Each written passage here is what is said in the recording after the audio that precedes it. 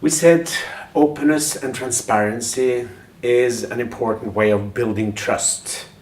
And now I'm going to show you a model that illustrates how openness creates trust. When I'm open with you, I take a little bit of risk because the openness I show you, the transparency you take part in, can be used against me. That's why we sometimes hide and don't open up. So when I take the risk, means you understand that I have chosen to trust you. So you trust me back, hopefully. And then maybe even you have the trust needed to be open to me. That makes me trust you even more, so that I can be more open to you and you can be more open to me. And here we go down the spiral of this model, building more and more trust as we go. And of course, there is a difference between trust and openness. Openness you can decide on, but trust you earn. You can't decide someone else to trust you. So therefore, it's a little bit risky. That means you as a leader should be the one to start this spiral. You are the stronger part, so you should take the risk. The deeper we go in this model, the more relationship depth we build. And the relationship depth is related to the complexity of tasks that we can solve. And complexity in this matter means that a lot of people are involved in solving the issue. It's not about solving a third-degree equation. It is about, the complexity here is about interdependency between a lot of people.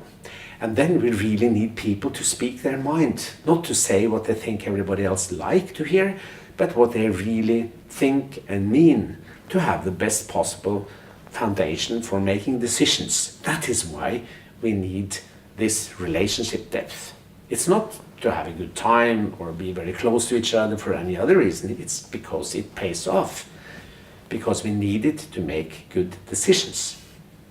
Now, sometimes we don't have the relationship depth we need to solve the complexity task that we have at hand. Sometimes relationship depth is not deep enough, and then we tend to simplify the question, or we we don't solve it at all. We put it last on the agenda in the management meeting, for instance, and then it comes up again and again and again, and we really never get to it. Or we simplify the question and solve something else. Like, for instance, if there is a cost cutting going on in an organization, if you need to reduce the cost base, it can take quite tough discussions to get to the right way of doing it, because those who have a cost base that creates a lot of income, they should be left with the same cost base, but those who have a cost base which doesn't create income should cut much more than the others.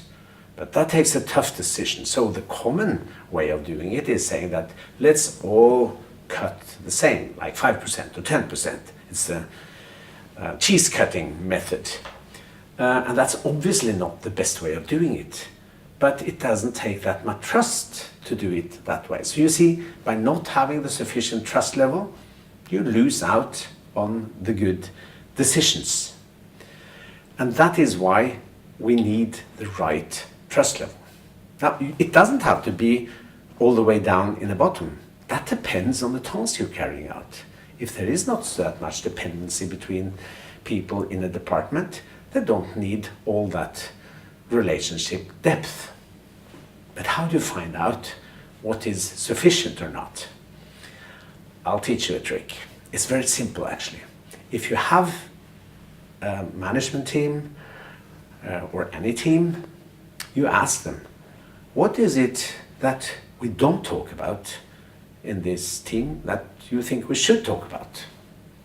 And you write it down on a post-it note, and then you put it on the wall.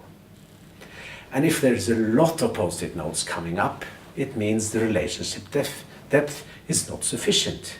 Then there is more to work on. And then you have to do it. But if there is no or very few post-it notes on the wall, either the trust level is horrible because nobody will dare to put anything on the wall, and you will understand that, or maybe you have the right trust level and it's okay.